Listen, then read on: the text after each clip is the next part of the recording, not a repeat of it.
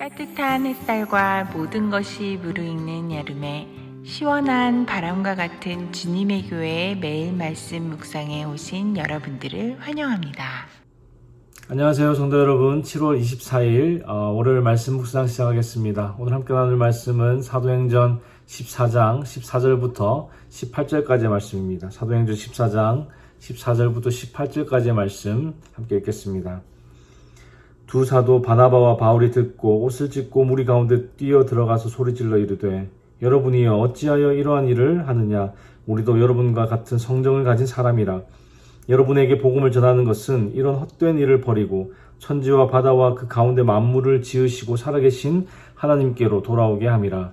하나님이 지나간 세대에는 모든 민족으로 자기들의 길들을 가게 방임하셨으나 그러나 자기를 증언하지 아니하신 것이 아니니 곧 여러분들에게 하늘로부터 비를 내리시며 결실기를 주시는 선한 일을 하사 음식과 기쁨으로 여러분의 마음에 만족하게 하셨느니라 하고 이렇게 말하여 겨우 무리를 말려 자기들에게 제사를 못하게 하니라. 아멘.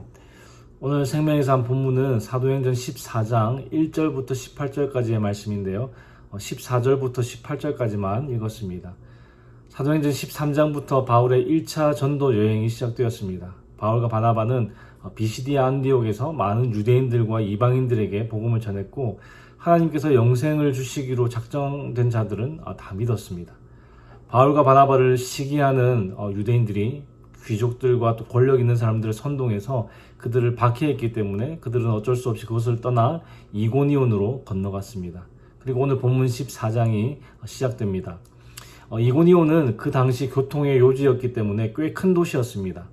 바울과 바나바의 어떤 선교 전략은 유대인들이 많은 큰 도시에 가서 유대인의 회당에서 복음을 전하는 것이었습니다. 그래서 이고니온에서도 유대인의 회당에 들어가서 복음을 전했고 유대인과 또 헬라인, 그러니까 그리스인을 막론하고 많은 사람들이 예수님을 믿었습니다. 그런데 복음에 순종하지 않는 그런 유대인들이 사람들을 선동해서 바울과 바나바에게 악감정을 품게 만들었습니다. 그러나 그들은 그것을 개의치 않고 계속해서 복음을 전했고 하나님은 그들을 통해 표적과 기사를 행하게 하셨습니다. 결국 두 파로 나뉘었고 바울과 바나바를 따르지 않는 사람들이 그 지방의 관리들과 함께 그들을 모욕하고 또 돌로 치려고 달려들었습니다. 그래서 바울과 바나바는 루스드라와 더베 근방으로 가서 복음을 전했습니다.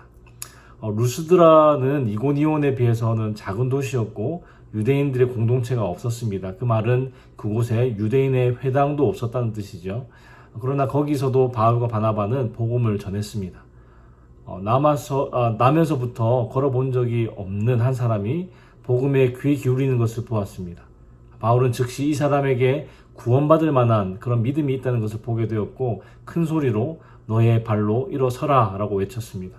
그리고 그 사람이 일어나 걸었습니다. 사도행전 3장에서 성전 미문에 앉아있던 안진뱅이에게 베드로와 요한이 나사렛 예수 그리스도의 이름으로 일어나 걸으라 했을 때 그가 일어나 걷고 뛰었던 기적과 똑같은 기적이 바울과 바나바에게도 일어났습니다.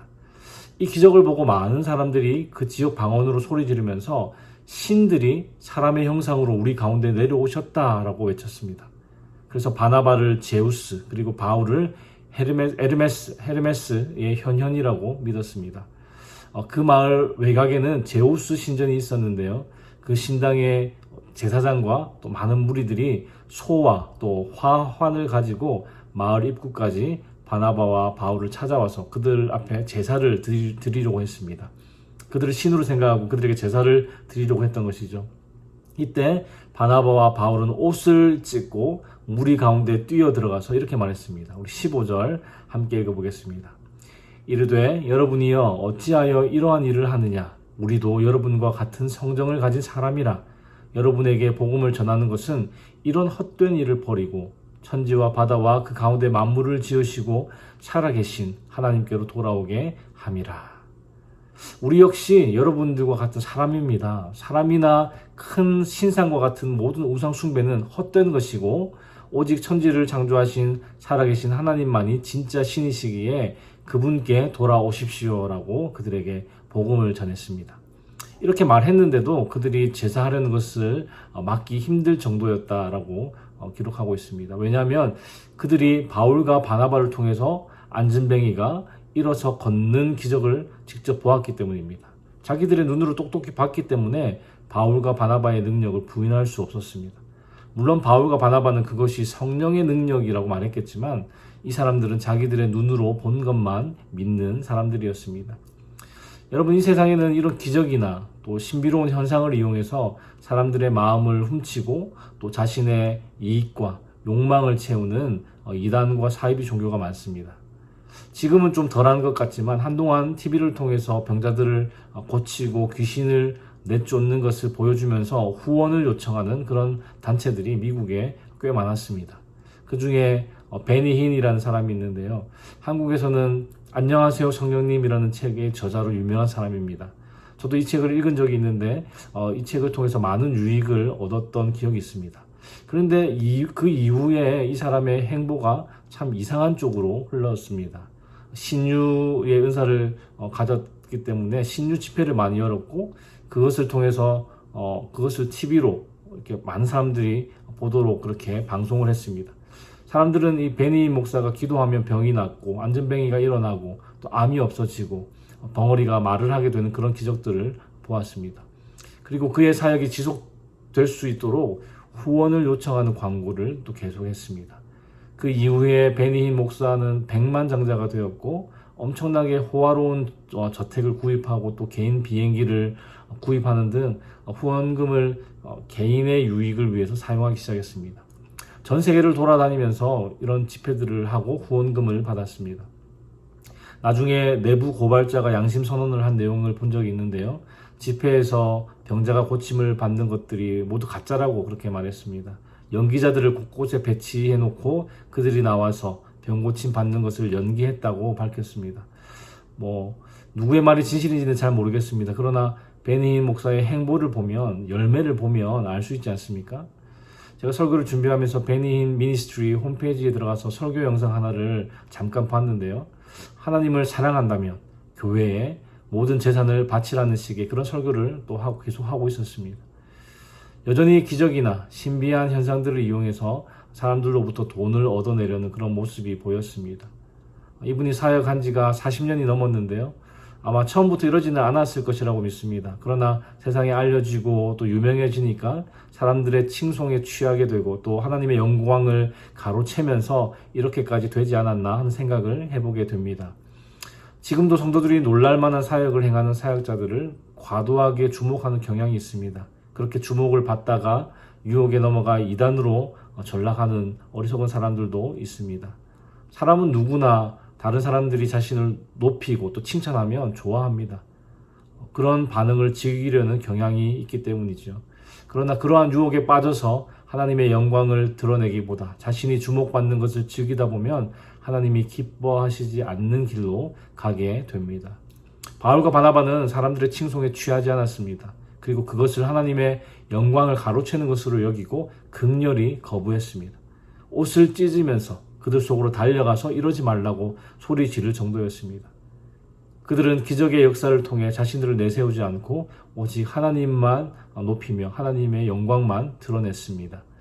사랑하는 여러분, 모든 성도는 그리스도의 종입니다. 우리는 그리스도의 종으로 겸손하게 주님의 명령을 준행함으로 주님을 기쁘시게 해야 하는 존재입니다. 종은 주님의 명령을 수행할 뿐이죠. 그 열매는 온전히 주님의 것입니다. 마찬가지로 복음 증거의 사명을 수행하는 자는 오직 주님께만 영광을 돌려야 합니다. 하나님의 영광을 가로채거나 사람들의 인정을 기대하는 순간부터 그것이 복음을 가로막는 장애물이 되는 것이죠. 바울의 전도 여행을 통해서 사도행전의 저자인 누가가 보여주고 싶은 것은 하나님을 전혀 알지 못하는 이방인들이라 하더라도 복음을 듣고 믿음으로 하나님의 백성이 될 수 있다는 것입니다. 하나님은 세상의 모든 민족이 구원받기를 원하십니다. 우리는 복음을 가지고 세상으로 나아가 모든 사람에게 창조주 하나님과 구원자 예수 그리스도를 전하는 자로 부름을 받았습니다. 어제 우리 유스아이들에게 설교하면서 비록 너희들이 지금 당장 아프리카로 남미로 선교하러 가지는 못하지만 너희들의 거룩한 삶의 모습을 통해 학교에서 만나는 그 친구들의 삶에 선한 영향력을 미친다면 그것이 바로 복음을 전하는 것이라고 가르쳤습니다. 사랑하는 성도 여러분, 이번 한 주간도 우리의 일상에서 복음에 합당한 모습으로 살아가고 또 우리가 만나는 모든 사람들에게 복음의 능력을 나누어주며 살아갈 수 있기를 바랍니다. 그리고 성령의 인도하심을 통해서 이 사명을 온전히 수행할 수 있는 저와 여러분 되기를 우리 주님의 이름으로 축원합니다. 기도하겠습니다. 하나님 아버지 감사합니다. 오늘 하루도 주님 앞에 나와 말씀과 기도로 하루를 시작하게 하시니 감사합니다. 주님, 바울과 바나바가 주의 능력으로 기적 행하는 것을 보고 많은 사람이 그들을 칭송하고 신으로 여겼습니다. 그러나 그들은 겸손하게 그 영광을 하나님께 돌려드렸고 오직 주의 복음만이 전해지기를 힘썼습니다. 주님, 그 무엇도 우리가 복음을 전하는데 장애물이 되지 않게 하시고 겸손하게 주의 복음만 전해지기를 힘쓰는 우리 모두 되게 하여 주시옵소서. 세상 모든 민족이 구원받기를 원하시는 하나님, 우리 모두를 창조주 하나님과 구원자 예수 그리스도를 세상에 전하는 자들로 불러주셨습니다. 비록 우리가 지금 당장 열방으로 나아갈 수는 없지만 우리에게 보내주신 자들에게 복음을 전하고 또 우리의 거룩한 삶의 모습으로 그들에게 복음을 전하는 이번 한 주간 되게 하여 주시옵소서. 주님, 오늘 하루도 주께서 주시는 힘과 은혜로 살아가기 원합니다. 주의 도우심으로 승리하는 하루 되게 하여 주시옵소서. 감사를 드리며 예수 그리스도의 이름으로 기도하였습니다. 아멘.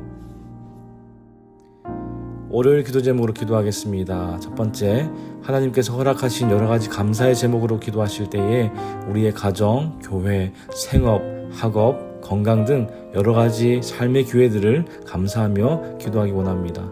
두 번째, 한 주간 예수의 흔적이 있는 삶이 되도록 기도하실 때에 우리의 모든 삶의 터전에서 우리의 말과 행위를 통해 예수 그리스도가 드러나도록 기도하기 바랍니다. 세 번째, 코람데오, 즉 하나님 앞에서의 삶을 살 수 있도록 함께 기도하시기 바랍니다.